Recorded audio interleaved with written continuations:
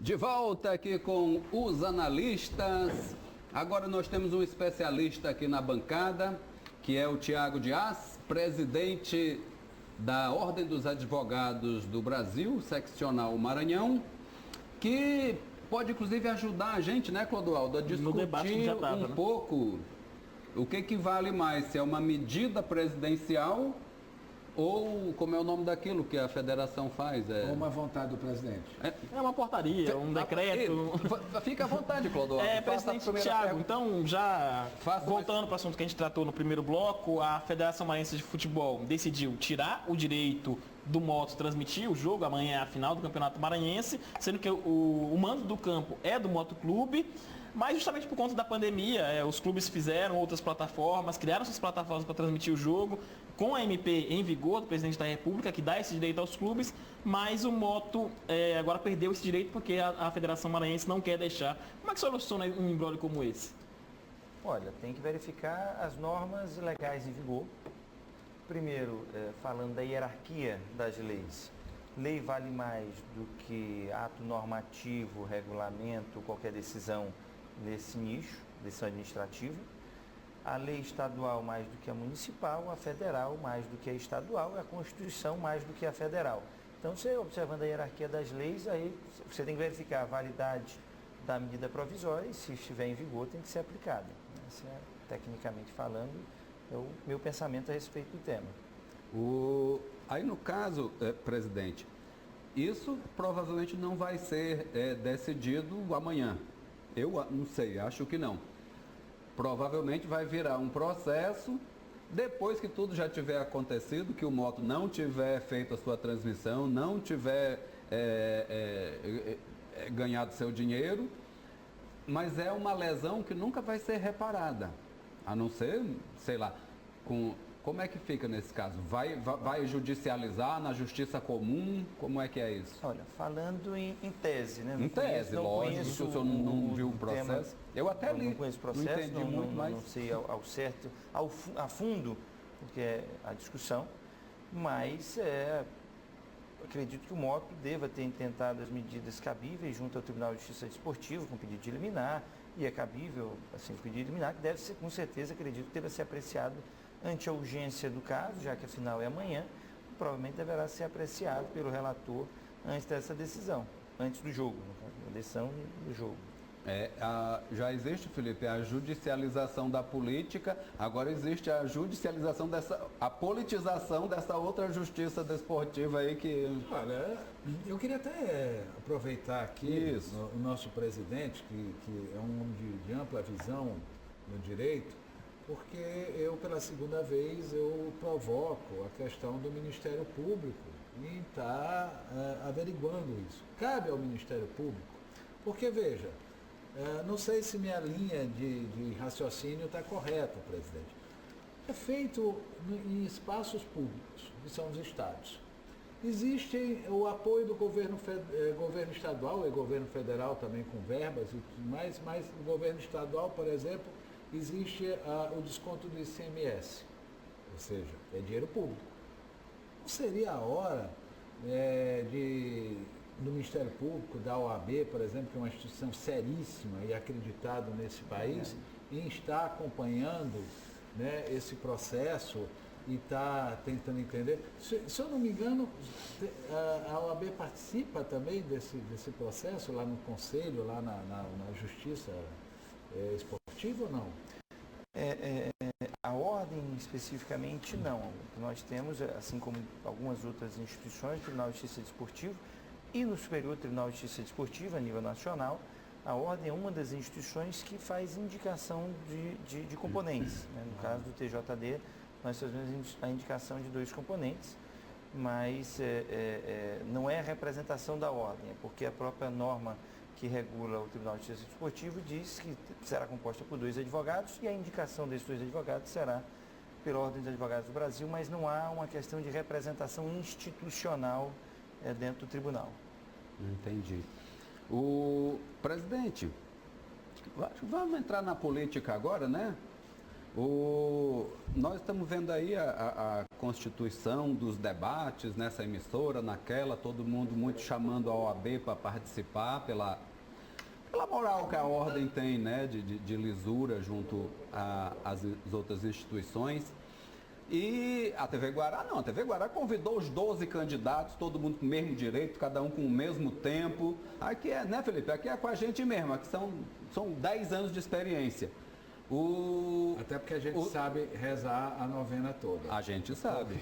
E tem emissoras aí querendo fazer com 4 candidatos, outra querendo retirar lá o que a lei fala, que é os que não têm representação. A ordem tem sido muito convocada para intermediar esse tipo de coisa por aí? Especificamente, nós somos convidados por uma determinada emissora que irá ter a participação de todos os candidatos a sermos responsáveis pela questão de direito de resposta.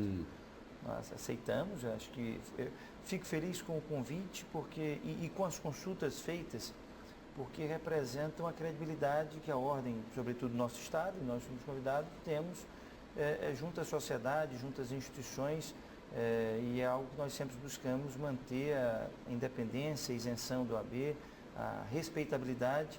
Eu sempre digo que, no nosso caso, nosso partido é a Constituição, é nossa ideologia, é a cidadania. E é isso que a gente prega, é isso que a gente defende, e que dentro do debate democrático prevaleça aquele que tiver as melhores propostas, as melhores ideias para as nossas 217 cidades, nossos 217 municípios, e que a gente consiga sair melhor dessas eleições. No nosso debate também a gente previu a participação do nosso advogado, especialista em direito eleitoral, a indicação de um da ordem dos advogados e um membro da diretoria da nossa emissora que vai avaliar os direitos de resposta. Então, já está feito pedido lá formalmente, agora aqui na frente aqui de algumas pessoas, hein, Felipe?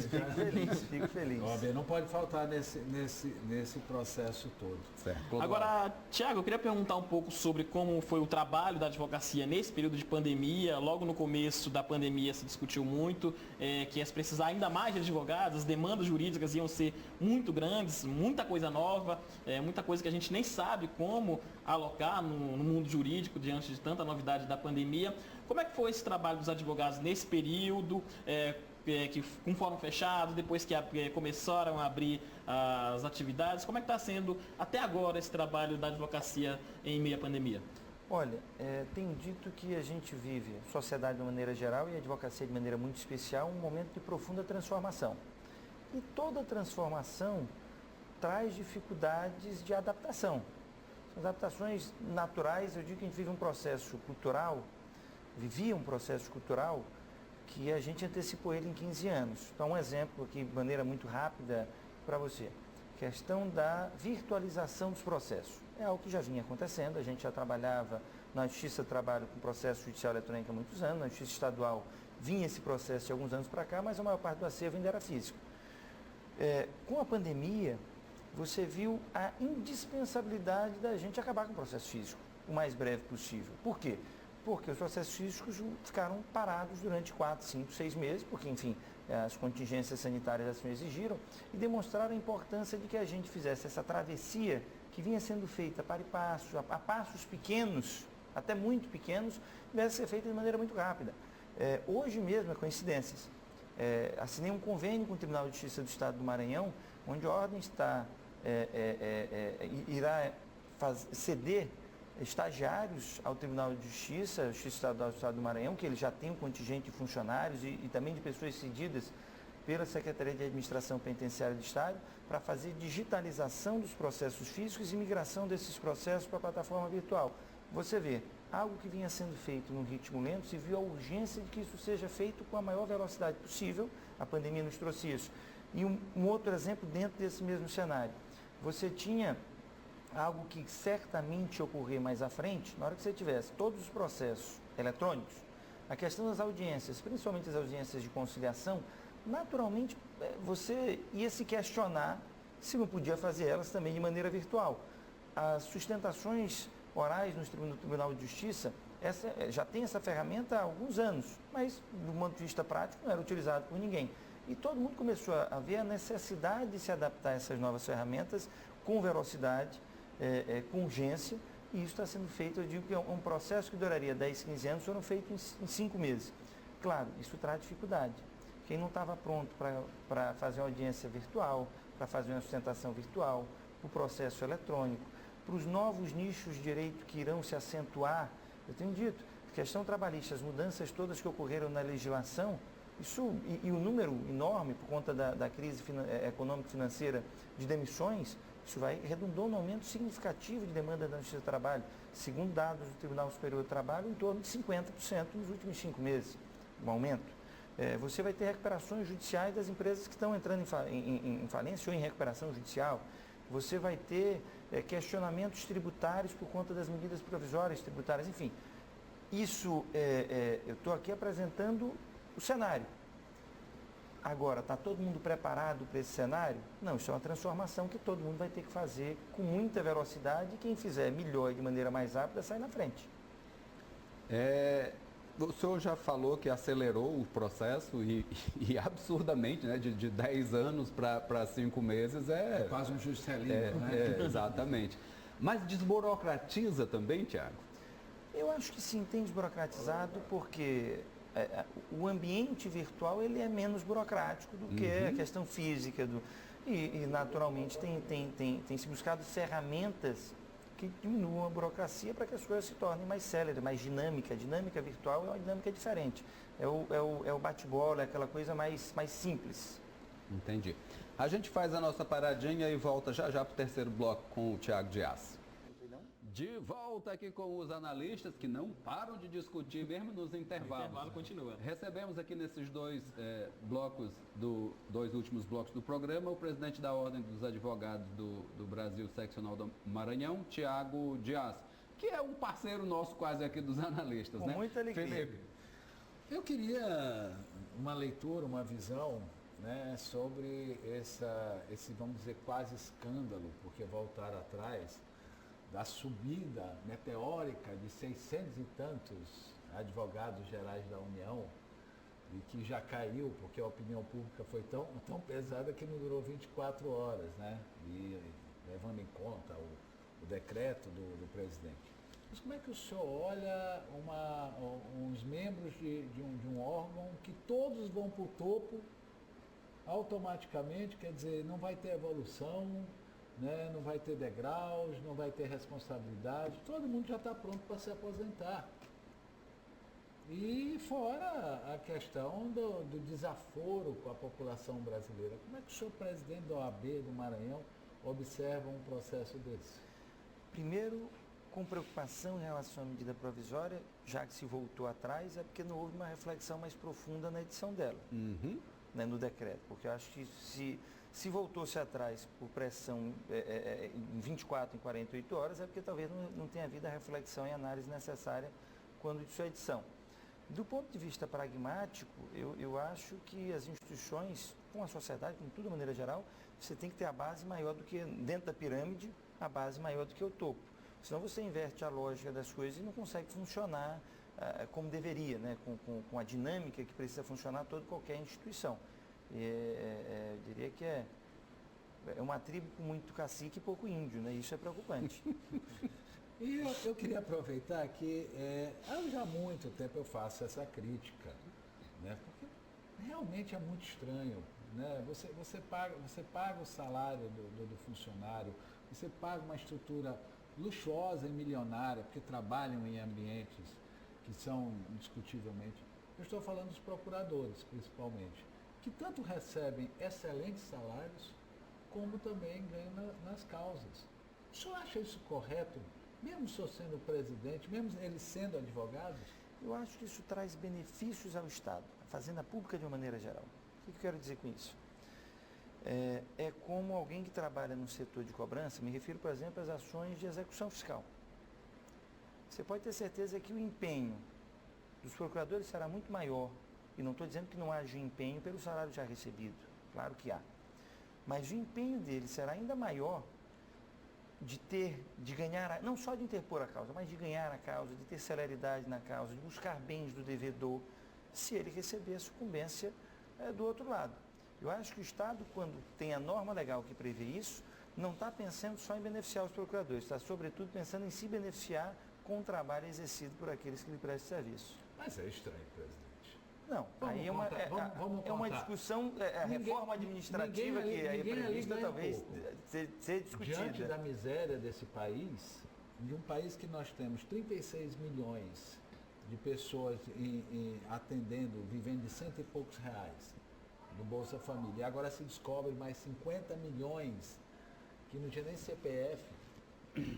Onde é que estão os procuradores? Onde é que estão todos esses órgãos? Deixa eu perguntar outra coisa, então, para ver o que o presidente só quero dizer acha. o seguinte, essas perguntas estão fazendo, mas a OAB não participa desse, isso é constitucional. Sim, não tem nada a ver com isso. É só uma leitura, por favor. Se o senhor fosse um desses procuradores, presidente, agora é o Tiago, o advogado, que vai responder. Se o senhor fosse um desses procuradores lá, concursado, né, com estabilidade, mas tivesse que escolher entre o salário ou o prolabore, não, como é que chama o que ganha do processo? De êxito, no caso. O êxito, a sucumbência. A sucumbência, isso.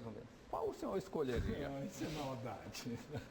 Não é obrigado a responder. Pela minha opção, pela advocacia, eu nunca fiz um concurso na minha vida, eu trabalharia pela sucumbência, porque eu gosto de trabalhar pelo resultado e dar resultado no meu trabalho. Uma vez, como o senhor mesmo defendeu, e eu até concordo, Felipe, com a resposta do presidente, que todos vão se esforçar para ganhar as causas e trazer benefícios para o Estado, né? Agora, eu acho que se a gente fizesse essa reforma, Felipe, tirasse esse salário e deixasse a sucumbência, eu acho que grandes advogados ainda iam querer esse cargo. Certamente. Né? Deixar o salário bem baixinho só para registrar e sucumbência, para o cara se esforçar. Acho bom também. Um salário bem baixinho, tipo de jornalista? Tipo o nosso. Ninguém quer. É bem pequenininho. Não, mas pela sucumbência. O cara vai trabalhar pela sucumbência. Agora, eu queria aproveitar, presidente, porque é uma inquietação que tenho certeza que muitos nossos telespectadores, formandos em direito, estão nesse momento de pandemia, até para se formar, uma dificuldade muito grande, não sabe como é que vai ficar. A UFMA, por exemplo, está voltando agora, as aulas, voltando em setembro com aulas remotas. Eu quero saber como é que está o planejamento do exame da ordem de 2020. Vai ter, não vai ter? Vai ser de uma outra forma online? Como é que está o planejamento para isso? A previsão, pelo menos que está ditado pela coordenação do Conselho Federal, que trata a coordenação do exame de ordem, é que, salvo engano, em dezembro teremos a segunda etapa do exame, que começou, acho que foi em janeiro, fevereiro, teve a primeira etapa, a segunda etapa era para o final de março, acredito, e aí por conta da pandemia foi suspenso, acredito que seja em dezembro, e mantendo-se o calendário, acredito que em fevereiro tem a primeira etapa do próximo exame. Né? A ordem tem sido muito cautelosa nessa questão de pandemia, porque como o exame, e aí é uma questão importante, já recebi mensagem de diversos alunos, diversas pessoas que estão fazendo exame de ordem, entendo a angústia, a preocupação, pessoas que querem entrar no mercado de trabalho, querem trabalhar, querem, enfim, ganhar o seu ganha-pão, mas como o exame é nacional, nossa realidade do Maranhão é uma. A realidade no sul do Brasil, por exemplo, nós estamos no ápice, no pico da pandemia, no sul, nesse momento. E a prova é nacional. Então, a cautela da ordem é que não adianta eu ver o estado A, o estado B, o estado C. A OAB está vendo o país como inteiro para poder realizar a prova. Então, compreendo a urgência, a ansiedade, né? Às vezes até o desespero de algumas pessoas que precisam fazer esse exame de ordem para começar a trabalhar, mas a ordem está preocupada com a questão sanitária e a saúde de todos, que é também prioritária. E esse exame, presidente, ele tinha um índice de reprovação enorme, assim. Não, né? Ainda continua do mesmo jeito? Acima de 80%. E isso demonstra, com maneira muito clara, eu sempre digo isso, é um exame de autossuficiência, de proficiência, a pessoa não compete com ninguém. A única pessoa que você compete é com você mesmo. Você tem que tirar uma nota mínima na prova. E isso demonstra, infelizmente, o nível, de uma maneira geral, e eu não estou falando de uma ou de outra, ao nível, de uma maneira geral, das universidades brasileiras. Nós vivemos, da década de 90 para cá, sem individualizar governo, mas uma política pública de fomento à instalação de novas universidades, simplesmente para fazer número, para dizer, olha, o país passou a ter 10, 20, 30% de pessoas com nível superior. Assim como se fez um pouco antes com a questão da alfabetização. A pessoa escrevia desenhava o nome, está alfabetizado, quando na verdade isso não é alfabetização. A mesma coisa foi feita com o nível superior. Se preocupou com a escala, com o volume, com a quantidade, não se preocupou até hoje com a qualidade. E a qualidade é sofrível da grande maioria das universidades, e isso é representado dentro do exame de ordem. Agora, o exame de ordem é essencial porque defende a sociedade. Não defende a advocacia. Eu vejo muitas vezes as pessoas dizendo, não, porque o AB quer o exame de ordem, que arrecada com o exame de ordem. Ora, era muito melhor para a ordem ter 4 milhões de profissionais pagando anuidade, que tem 1 milhão e 300, que já é um número... nós temos mais do que boa parte dos países do mundo juntos, o número de advogados no Brasil. Então, era muito melhor, em vez de ter 1 milhão e 300, ter 4 milhões, nós teríamos naturalmente mais advogados que o resto do mundo inteiro juntos, pagando anuidade, do que ter o exame de ordem. Mas isso causaria um prejuízo à sociedade enorme, porque advogado lidar com direitos essenciais, lidar com a liberdade, lidar com o patrimônio, com as relações familiares e afetivas. Você já imaginou você perder o seu patrimônio, você perdeu a sua liberdade, porque alguém que não está preparado minimamente para lhe defender, pega a sua causa e vai fazer uma petição de maneira equivocada? Uma defesa da própria sociedade. Eu acho que nós deveríamos ter um exame rigoroso para todas as profissões e não só a advocacia, a medicina. Engenharia, medicina que mexem com vidas, né? Essas são fundamentais, né? Presidente, aproveitando que ontem também nós estávamos num debate, né? Já acho que pensando na sua presença hoje, eu queria falar de duas coisas. A primeira, por que as custas no Estado, na Justiça Estadual, é tão cara e na Justiça Federal é mais viável. E a segunda questão, o senhor acredita que nós temos que ter cartórios, e principalmente dessa forma que é dada a A ou B mesmo, passando em concurso público, né? Essa riqueza que esses donos de cartório acumulam, né? Pela ineficiência, só pergunta difícil, presidente, mas fique à vontade. Pela ineficiência que nós temos, né? Ontem eu estava brincando dizendo que hoje nós temos a área de informática, né? Em todos os cartórios. Antigamente a gente tinha que ser amigo do dono do cartório para andar o processo. E o prazo é o mesmo quando não é mais longo. Sim. Por que não os cartórios serem do Estado, os funcionários terem do Estado e acabar com essa loucura? Olha, duas perguntas. Primeiro, as custas judiciais. De uma maneira geral, as custas judiciais são caríssimas no Brasil como um todo. O nosso poder judiciário como um todo, ele é uma máquina pesadíssima, com quantidade enorme de funcionários, alguns privilégios, de uma maneira geral, talvez precisem ser discutidos. Isso não estou falando, acho que o nosso judiciário, inclusive no Maranhão, é uma das que tem as custas mais baixas do Brasil. Faço essa ressalva, precisa ser feito esse destaque. Nós temos mínimo, o teto, na verdade, no Ceará, em São Paulo, em alguns locais, que são impensáveis, o valor que pode ser pago de custas judiciais. Isso efetivamente inibe o acesso à justiça, que é uma das obrigações do Estado. O poder Estado, uma das principais funções do poder Estado é a justiça, porque a justiça traz paz social.